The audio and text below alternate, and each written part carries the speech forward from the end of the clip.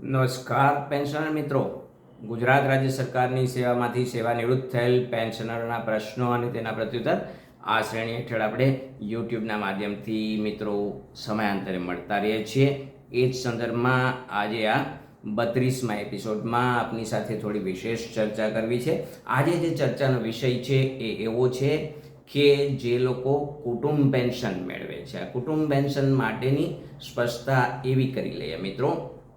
ગુજરાત સરકારે પોતાના કર્મચારીઓના પેન્શનના નિયમો અંગે ગુજરાત મુલ્કી સેવા પેન્શનના નિયમો 2002થી જે નિયમો દાખલ કરેલ છે એ નિયમોના નિયમ નંબર 87થી 95માં કુટુંબ પેન્શન યોજના અંગેની વિવિધ જોગવાઈઓ દર્શાવેલી છે. એ જોગવાઈઓના સંદર્ભમાં આજે આપણે થોડી વિશેષ ચર્ચા એવી કરવી છે મિત્રો. આપ સૌ જાણો છો તે મુજબ હાલમાં જે માસ એટલે કે જૂન માસ ચાલી રહ્યો છે, આ જૂન માસ એવો માસ છે કે જેમાં સરકારશ્રીએ પોતાના પેન્શનરો માટે હયાતી ખરાઈ કરવા માટેના નિયત કરેલ માસ પૈકીનો એક માસ છે. આપ સૌ જાણો છો, મેં અગાઉ પણ રજૂઆત કરેલી છે કે રાજ્ય સરકારે પોતાના પેન્શનરો માટે વાર્ષિક હયાતી ખરાઈ કરવા માટેના 3 માસ નક્કી કરેલા છે, મે, જૂન અને જુલાઈ.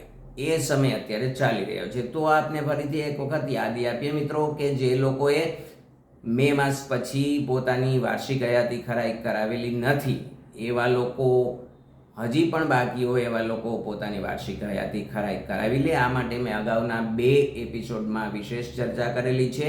બેંક અથવા તિજોરી ખાતે જઈને અથવા તો અન્ય વૈકલ્પિક વ્યવસ્થાઓ અંગે એ કોઈ પણ રીતે આપ એમનો ઉપયોગ કરી અને પોતાની વાર્ષિક હયાતી ખરાઈ જો કરાવવાની બાકી હોય તો કરાવી લો મિત્રો. હવે આજે ચર્ચા કરવી છે કુટુંબ પેન્શન માટેના જે લોકો એવા પેન્શનરો છે. ઘણા બધા લોકોમાં થોડીક આ કુટુંબ પેન્શનર કોને કહેવાય એ બાબતે થોડી અસંગતતા, વિસંગતતા, અસમંજસતા છે, એ સમજી લો.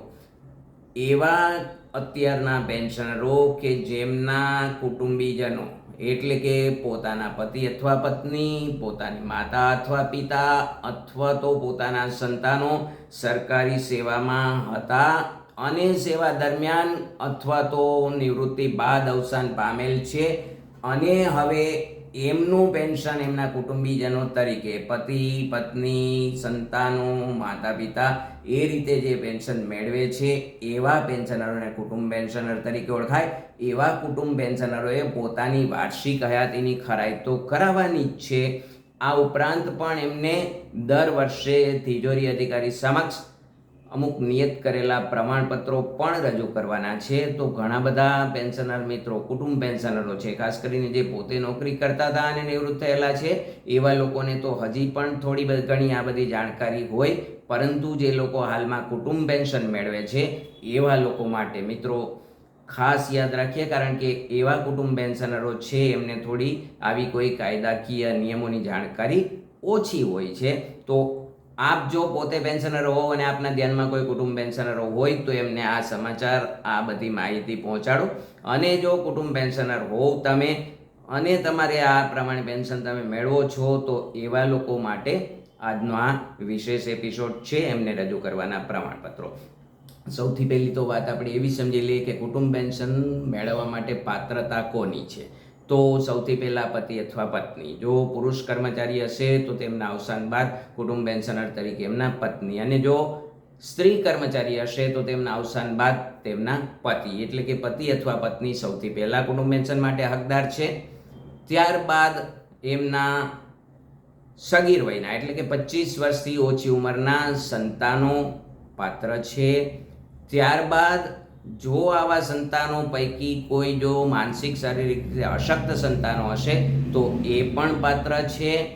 અને આ કોઈ ન હોય તો કર્મચારીના ચાલુ સેવા દરમિયાન અવસાન અથવા નિવૃત્તિ બાદ અવસાનના કિસ્સામાં જો એના પતિ પત્ની બાળકો નહીં હોય તો એમના માતા અથવા પિતા પણ કુટુંબ પેન્શન માટે પાત્ર ગણાશે. તો આ બધા કુટુંબ પેન્શનરો માટે એમને રજૂ કરવાના થતા પ્રમાણપત્રો બાબતે આપણે વિગતવાર ચર્ચા કરીએ મિત્રો. સૌથી પહેલી વાત પતિ અથવા પત્ની. એમાં સૌથી પહેલી આપણે ચર્ચા કરવી છે પત્ની. જે કર્મચારી, પુરુષ કર્મચારી નિવૃત્તિ બાદ અથવા તો પોતાની સેવા દરમિયાન અવસાન પામેલ છે અને એમના પત્ની હાલમાં કુટુંબ પેન્શન મેળવે છે, એમને માત્ર ને માત્ર એક પ્રમાણપત્ર રજૂ કરવાનું છે. જે પ્રમાણપત્રનું નામ છે પુનઃલગ્ન નહીં કર્યા અંગેનું નિયત પ્રમાણપત્ર. આ પુનઃલગ્ન નહીં કર્યા અંગેનું પ્રમાણપત્ર છે એ ગુજરાત તિજોરી નિયમોના નિયમ નંબર 53થી નિયત કરવામાં આવેલું છે. આ નિયત નમૂનાનું પ્રમાણપત્ર જે સ્ત્રી પેન્શનર, કુટુંબ પેન્શનર છે એમને રજૂ કરવાનું છે. પરંતુ આ પ્રમાણપત્ર રજૂ કરવા માટેની જે પત્ની એટલે કે સ્ત્રી કુટુંબ પેન્શનર છે એના માટે સરકારે આયુષ્યની મર્યાદા નક્કી કરેલી છે. પોતાની એટલે કે સ્ત્રી પેન્શનરની 50 વર્ષની ઉંમર ન થાય ત્યાં સુધી આવું પ્રમાણપત્ર એને રજૂ કરવાનું છે. ત્યારબાદ આવા પ્રમાણપત્ર રજૂ કરવામાંથી મુક્તિ છે. ફરીથી બરાબર સમજી લે કે સ્ત્રી પેન્શનરો, સ્ત્રી કુટુંબ પેન્શનરો છે એ જો પુનઃલગ્ન કરશે તો એનું કુટુંબ પેન્શન એને મળવાપાત્ર થશે નહીં પોતાના પતિનું. પરંતુ 50 વર્ષની ઉંમર સુધી તો એમને આવું એક નિયત નંબરનું GTR 53 નંબરનું નિયત ફોર્મ, આ ફોર્મમાં કુટુંબ પેન્શનરની સહી અને કોઈ પણ રાજ્યપત્રિત અધિકારી દ્વારા પ્રમાણિત કરાવી અને આવું ફોર્મ દર વર્ષે તિજોરી કચેરીમાં રજૂ કરવાનું છે. પરંતુ આ જે પત્ની છે એની ઉંમર જો 50 વર્ષ કરતાં વધારે થઈ જાય તો પછી આવા પ્રમાણપત્ર આપવામાંથી મુક્તિ છે. પરંતુ પુનઃલગ્ન કરશે કોઈ પણ ઉંમરે સ્ત્રી પેન્શનર પત્ની જે છે પેન્શનર, તો એને કુટુંબ પેન્શન મળવાનું બંધ થઈ જશે. તો આ સૌથી પહેલી વાત, કુટુંબ પેન્શનર એટલે જે પત્ની છે પેન્શન મેળવે છે એના સંદર્ભમાં નિયત નમૂનાનું GTR ફોર્મ નંબર 53માં પુનઃલગ્ન નહીં કર્યા અંગેનું પ્રમાણપત્ર રજૂ કરવાનું છે. હવે રહી વાત આવું પ્રમાણપત્ર ક્યાંથી મેળવવું, તો મિત્રો બરાબર સમજો, તમે જે તિજોરી કચેરી ખાતેથી પેન્શન મેળવો છો એ તિજોરી કચેરીનો સંપર્ક સાધશો તો ત્યાંથી આ નિયત નમૂનાનું પુનઃલગ્ન નહીં કર્યા અંગેનું પ્રમાણપત્ર મળી શકશે. અન્યથા આપ મારા મોબાઈલ નંબર 9824488667 9824488667 ઉપર જો આપ સંપર્ક સાધશો તો હું પણ આપને આ તમારા જે મોબાઈલમાં વોટ્સએપનું જે માધ્યમ છે ત્યાં હું આ નિયત નમૂનાના પ્રમાણપત્રનો ફોટો પાડી અને આપને મોકલી શકીશ. તો જે કિસ્સામાં પત્ની કુટુંબ પેન્શન મેળવે છે એમને માત્ર ને માત્ર એક પ્રમાણપત્ર રજૂ કરવું છે. ક્યારે અને કોની સમક્ષ રજૂ કરવું એ પછી આપણે બધાનું સાથે ચર્ચા કરીએ છીએ. અત્યારે એટલું યાદ રાખીએ કે જે પોતાના પતિના અવસાન બાદ પોતાનું કુટુંબ પેન્શન પત્ની તરીકે મેળવે છે એમને માત્ર ને માત્ર એક પ્રમાણપત્ર, એ પણ પોતાની ઉંમર 50 વર્ષ કરતાં વધારે નહીં ત્યાં સુધી આવું પ્રમાણપત્ર એને આપવાનું છે. આ સૌથી પહેલી વાત સ્ત્રી એટલે કે પત્ની જે કુટુંબ પેન્શનર છે એના માટેની. બીજી વાત પતિ. જો એવી વ્યક્તિ કુટુંબ પેન્શનર છે કે એમના પત્ની સરકારી સેવામાં હતા અને પછી એમના અવસાન બાદ પતિ તરીકે એમને કુટુંબ પેન્શન મળે છે તો એમને પણ ઉપર દર્શાવેલ મુજબ નિયત નમૂનાનું 53 નંબરનું પુનઃલગ્ન નહીં કર્યા અંગેનું પ્રમાણપત્ર રજૂ કરવાનું છે. પરંતુ તફાવત માત્ર ને માત્ર એટલો છે, પુરુષ પેન્શનર, પુરુષ કુટુંબ પેન્શનર જે પોતાના પત્નીના અવસાન બાદ કુટુંબ પેન્શન મેળવે છે અને આજીવન સુધી પોતાની ગમે તેટલી ઉંમર થાય ત્યાં સુધી દર વર્ષે આવું પુનઃલગ્ન નહીં કર્યા અંગેનું પ્રમાણપત્ર દર વર્ષે રજૂ કરવાનું છે. જ્યારે પત્નીના કિસ્સામાં એમને 50 વર્ષની તેણીની ઉંમર 50 વર્ષ ન થાય ત્યાં સુધી જ રજૂ કરવું છે. જ્યારે પુરુષ પતિ કુટુંબ પેન્શનરને આજીવન પોતાનું આવું પુનઃલગ્ન નહીં કર્યા અંગેનું પ્રમાણપત્ર રજૂ કરવાનું છે. પુનઃલગ્ન કરશે તો એમનું કુટુંબ પેન્શન તિજોરી અધિકારી દ્વારા અટકાવવામાં આવશે, બંધ કરવામાં આવશે. તો આ જે બીજી ચર્ચા હતી એ પતિના કિસ્સામાં કુટુંબ પેન્શનર. ત્યાર પછીના જો પતિ અથવા પત્ની નહીં હોય તો એવા કિસ્સામાં સગીર સંતાનો. સગીર સંતાનોમાં બરાબર સમજી લઈએ, જે પુત્ર અથવા પુત્રી 25 વર્ષની ઉંમર પૂર્ણ ન કરે ત્યાં સુધી કુટુંબ પેન્શન મેળવવા માટે આ પુત્ર અથવા પુત્રી પોતાના માતા પિતા બંનેના અવસાન બાદ કુટુંબ પેન્શન મેળવવા માટે પાત્ર છે. તો એવા સંતાનોએ સૌથી પહેલું અગત્યનું એક જે પ્રમાણપત્ર રજૂ કરવું છે એ એમનું આવક અંગેનું પ્રમાણપત્ર. આ આવક અંગેનું પ્રમાણપત્ર સરકારશ્રીએ જે તે સ્થાનિક સ્વરાજ્યની સંસ્થાઓ ખાતેથી, એટલે કે જો એ શહેરી વિસ્તારમાં હશે તો જે તે શહેર તાલુકાના મામલતદારશ્રી અથવા તો ગ્રામ્ય વિસ્તાર હશે તો તાલુકા વિકાસ અધિકારીશ્રીને આવકનું પ્રમાણપત્ર ઇસ્યુ કરવા માટેની સત્તા આપવામાં આવેલી છે.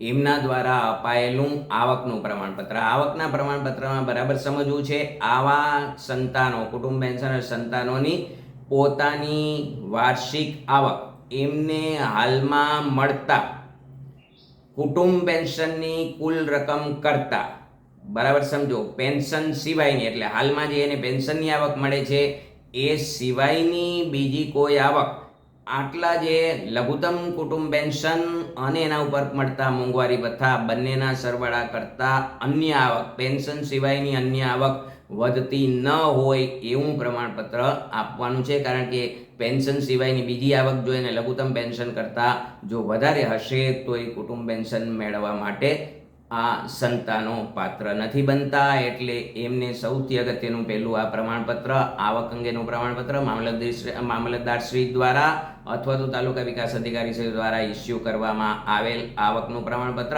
અહીંયા એ બાબત પણ ખાસ સમજી લે મિત્રો કે આ જે આવકનું પ્રમાણપત્ર મામલતદારશ્રી અથવા તો તાલુકા વિકાસ અધિકારીશ્રી દ્વારા ઇસ્યુ કરવામાં આવે છે એ બીજા બધા હેતુઓ માટે 3 વર્ષ સુધી આ જ પ્રમાણપત્ર માન્ય રહે છે. જ્યારે તિજોરી કચેરી ખાતે પોતાનું કુટુંબ પેન્શન ચાલુ રાખવા માટે દર વર્ષે નવું પ્રમાણપત્ર જ તૈયાર કરાવવાનું છે. 3 વર્ષ સુધી જૂનું પ્રમાણપત્ર નહીં ચાલે.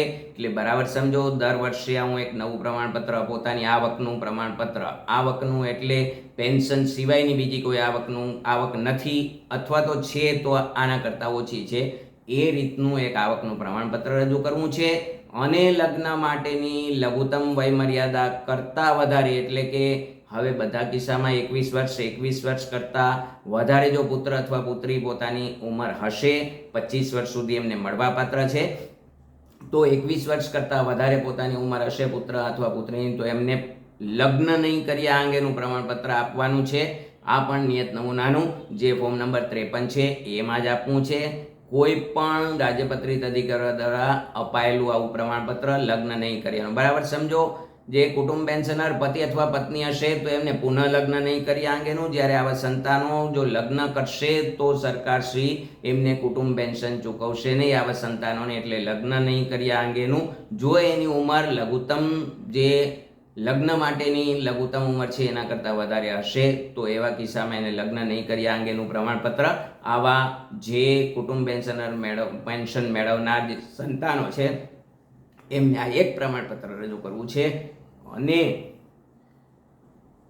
હવે જે ચર્ચા કરવી છે એવા સંતાનો કે જે માનસિક અથવા શારીરિક રીતે વિકલાંગ છે, દિવ્યાંગ છે અથવા અશક્ત છે, આવા સંતાનોને સરકારશ્રી દ્વારા આજીવન કુટુંબ પેન્શન ચૂકવવાનું છે. જ્યારે અન્ય જે સંતાનો છે, અગાઉ જે ચર્ચા કરીએ એવા બધા સંતાનોને 25 વર્ષની ઉંમર પ્રાપ્ત ન કરે ત્યાં સુધી એમને ચૂકવવું છે. જ્યારે વિકલાંગ, દિવ્યાંગ સંતાનો છે એમને આજીવન કુટુંબ પેન્શન ચૂકવવાનું છે. તો આવા જે અશક્ત, માનસિક શારીરિક રીતે અશક્તતા ધરાવતા સંતાનો છે અને પોતાનું કુટુંબ પેન્શન મેળવે છે પોતાના માતા અથવા પિતાના અવસાન બાદ, એવા સંતાનોએ એક આવકનું પ્રમાણપત્ર જે આપણે અગાઉ ચર્ચા ઉપર કરેલી બીજા બધા સંતાનો માટેનું છે એવું જ આવકનું પ્રમાણપત્ર રજૂ કરવું છે. સાથે સાથે એમને નિયત નમૂનાનું વિકલાંગતા, અશક્તતા ધરાવનાર તરીકેનું રાજ્ય સરકારશ્રીના અધિકૃત ચિકિત્સક શ્રી એટલે કે જે તે જિલ્લાના સિવિલ સર્જન શ્રી દ્વારા ઇસ્યુ કરવામાં આવેલ સરકારશ્રીના તારીખ 21/10/2022ના ઠરાવથી, ફરીથી યાદ રાખીએ, આરોગ્ય અને પરિવાર કલ્યાણ વિભાગના તારીખ 21/10/2022ના ઠરાવથી નિયત કરવામાં આવેલું પરિશિષ્ટ 2નું અશક્તતા પ્રમાણપત્ર એ દર 3 વર્ષે તિજોરી અધિકારી સમક્ષ રજૂ કરવું છે. જે વર્ષે આપશે એના પછીના 2 વર્ષ નથી આપવાનું. દર 3 વર્ષે એક વખત આવું પ્રમાણપત્ર આપવાનું છે. ઘણા બધા આવા જે માનસિક શારીરિક દિવ્યાંગ સંતાનો છે એમના માટેનો પ્રશ્ન એ હોય છે કે અમારી પાસે અગાઉ ભારત સરકારશ્રી અથવા તો ગુજરાત સરકારશ્રી દ્વારા આપવામાં આવેલ UDID મુજબ, એટલે પરમેનન્ટ ડિસેબિલિટી, કાયમી અશક્તતા હોવાનું પ્રમાણપત્ર જે એમને ડિજિટલાઇઝ માધ્યમથી આપેલું છે, એ આઈ કાર્ડ તરીકે પણ ઉપયોગમાં લેવામાં આવે છે. એવું પ્રમાણપત્ર હોવા છતાં પણ, બરાબર સમજો, આવું પ્રમાણપત્ર જે કાયમી અપંગતા ધરાવનાર તરીકેનું પ્રમાણપત્ર પોતાનું આઈ કાર્ડ હોવા છતાં પણ સરકારશ્રીએ આરોગ્ય પરિવાર કલ્યાણ વિભાગે 21/10/22ના ઠરાવથી સ્પષ્ટ જોગવાઈ કરેલી છે, જે ગુજરાત પેન્શન અંગેના નિયમો, મુલ્કી સેવા પેન્શનના નિયમોમાંથી નિયત કરેલું છે. એવું દર 3 વર્ષે આવું એક અશક્તતા પ્રમાણપત્ર દર 3 વર્ષે સરકારશ્રીના અધિકૃત ચિકિત્સક, એટલે જિલ્લાના સિવિલ સર્જનશ્રી દ્વારા જેમને સત્તા આપવામાં આવેલી છે એવા અધિકૃત ચિકિત્સક દ્વારા આપવામાં આવેલું નિયત નમૂનાનું આવું પ્રમાણપત્ર પણ રજૂ કરવું છે. એટલે કે જે દિવ્યાંગ સંતાનો છે એવા સંતાનોએ દર 3 વર્ષે આવું જે અશક્તતા પ્રમાણપત્ર અને દર વર્ષે આવકનું પ્રમાણપત્ર રજૂ કરવું છે. એમને લગ્ન નહીં કર્યા અંગેનું પ્રમાણપત્ર આપવાનું નથી, કારણ કે આવા અશક્ત સંતાનો માટે સરકારશ્રીએ એમને લગ્ન કરે તો પણ એમને કુટુંબ પેન્શન આપવા માટેનું ઠરાવવામાં આવેલ છે. એટલે લગ્ન અંગેનું પ્રમાણપત્ર નથી આપવાનું, પરંતુ આવા અશક્ત દિવ્યાંગ સંતાનોએ 2 પ્રમાણપત્રો, દર વર્ષે એક આવક અંગેનું પ્રમાણપત્ર અને દર 3 વર્ષે આવું અધિકૃત ચિકિત્સક દ્વારા આપવામાં આવેલું વિકલાંગતા અંગેનું પ્રમાણપત્ર દર 3 વર્ષે રજૂ કરવું છે. અને ચોથા અને અંતિમ કુટુંબ પેન્શનર એટલે માતા અથવા પિતા. કર્મચારીના ચાલુ સેવા દરમિયાન અવસાન અથવા નિવૃત્તિ બાદ અવસાનના કિસ્સામાં સંતાનો જ્યારે પોતાની પાછળ પોતાના પત્ની અથવા બાળકો ઉપર દર્શાવેલ એવા કોઈ પણ વ્યક્તિ નહીં હોય તો અને માત્ર તો આવા કર્મચારી પેન્શનરોના માતા અથવા પિતા પણ કુટુંબ પેન્શન મેળવવા માટે પાત્ર બને છે. શરત માત્ર એટલી છે કે આવા સંતાનોના અવસાન સમયે માતા અથવા પિતા તેના પર સંપૂર્ણપણે આધારિત હોવા અંગેનું પ્રમાણપત્ર, આવકનું પ્રમાણપત્ર આપવાનું છે. એટલે હવે આવા માતા પિતા જે પોતાના સંતાનોના અવસાન બાદ કુટુંબ પેન્શન મેળવે છે એમને દર વર્ષે અગાઉ દર્શાવ્યા મુજબનું મામલતદારશ્રી અથવા તાલુકા વિકાસ અધિકારીશ્રી દ્વારા ઇસ્યુ કરવામાં આવેલ આવકનું પ્રમાણપત્ર, પોતાની પેન્શન સિવાયની અન્ય આવક પોતાના લઘુત્તમ પેન્શન વત્તા મોંઘવારી ભથ્થાના દર કરતાં વધારે નથી એ પ્રકારનું આવકનું પ્રમાણપત્ર એને રજૂ કરવાનું છે. માતા પિતાએ માત્ર ને માત્ર આવું આવક અંગેનું પ્રમાણપત્ર દર વર્ષે રજૂ કરવાનું છે. તો મિત્રો, આ હતી ચર્ચા કુટુંબ પેન્શનરોએ રજૂ કરવાના થતા વાર્ષિક પ્રમાણપત્રો અંગે. હવે સૌથી અગત્યની વાત, આવા પ્રમાણપત્રો કોની સમક્ષ રજૂ કરવા? તો આવા પ્રમાણપત્રો ઉપર દર્શાવેલ દરેકે દરેક કેટેગરીના જે કુટુંબ પેન્શનરો છે એમને આવા પ્રમાણપત્રો પોતે જે તિજોરી કચેરી ખાતેથી પેન્શન મેળવે છે એ તિજોરી કચેરીમાં તિજોરી અધિકારી સમક્ષ આવા પ્રમાણપત્રો, જે લાગુ પડતા પ્રમાણપત્રો ઉપર દર્શાવે એ મુજબના પ્રમાણપત્રો એને તિજોરી કચેરીમાં રજૂ કરવાના છે. ક્યારે કરવાના છે? તો દર વર્ષે કરવાના છે. સિવાય કે જે અશક્તતા, વિકલાંગતા જે પ્રમાણપત્ર દર 3 વર્ષે આપવાનું છે. કયા સમયે રજૂ કરવા? તો મિત્રો, બરાબર સમજી લેજો કે પોતાની વાર્ષિક હયાતી ખરાઈ બેંકમાં અથવા અન્ય કોઈ વૈકલ્પિક વ્યવસ્થાનો લાભ લઈ અને પોતાની હયાતી ખરાઈ કરી અને આ કાર્ય પૂરું કરેલું છે એ જ સમયગાળા દરમિયાન, એટલે મે, જૂન, જુલાઈ, આ 3માંથી કોઈ પણ સમય તિજોરી અધિકારી સમક્ષ ઉપર દર્શાવેલ પ્રમાણપત્રો આવા કુટુંબ પેન્શનરોએ રજૂ કરવાના છે. ક્યાં રજૂ કરવા? તિજોરી કચેરીમાં. ક્યારે રજૂ કરવા? તો કે મે, જૂન, જુલાઈ માસ, દર વર્ષે મે, જૂન, જુલાઈ માસમાં રજૂ કરી દેવાના રહેશે. અન્યથા તિજોરી અધિકારીને આવા પ્રમાણપત્ર ના ભાવે એમનું પેન્શન અટકાવવાની ફરજ પડશે. તો મિત્રો, આટલી ચર્ચા આજે આપણે કુટુંબ પેન્શનના કિસ્સામાં કુટુંબ પેન્શનરોએ રજૂ કરવાના થતા પ્રમાણપત્રો અંગેની ચર્ચા આજે કરી. આશા છે આપ પોતે કુટુંબ પેન્શનર હશો તો આપને ઉપયોગી બની રહેશે. અન્યથા આપના ધ્યાનમાં જે પણ આવા કુટુંબ પેન્શનર હોય જેને આ કોઈ માહિતી ન હોય એમને સુધી આ માહિતી પહોંચાડવા મારા નજીકના અને સૌથી સ્નેહી સૌ પેન્શનર મિત્રોને ખાસ વિનંતી કરું છું મિત્રો, હંમેશા આપણી સાથે જોડાયેલા રહેજો. પેન્શનના સંદર્ભમાં આપના કોઈ પણ પ્રશ્નો હોય તો પ્રશ્નો માટે આપ મારા મોબાઈલ નંબર 9824488667 ઉપર સંપર્ક સાધી શકો છો. સંપર્ક સાધવા માટેનો સમય આપની વિવેક બુદ્ધિ અનુસાર આપને યોગ્ય લાગે એ સમય, જેથી કરીને તમને અને મને બંનેને પોતાના રૂટીન કામમાં વિક્ષેપ ન પડે એવા કોઈ પણ સમયે પેન્શનના સંદર્ભમાં આપ મને પ્રશ્નો પૂછી શકો છો મિત્રો. તો આજના દિવસ પૂરતી આપની પાસેથી વિદાય લેતા પહેલા ખુશ રહો, આનંદમય બની રહો અને ઈશ્વર પરાયણ જીવન જીવો અને આપના પેન્શનના સંદર્ભમાં નિશ્ચિંત બનીને સમય પસાર કરો એવી અભ્યર્થના, શુભેચ્છા, વિનંતી, પ્રાર્થના સાથે વિરમું મિત્રો. ફરીથી પાછા બહુ ઝડપથી મળીશું. ત્યાં સુધી આપની પાસેથી વિદાય. અસ્તુ.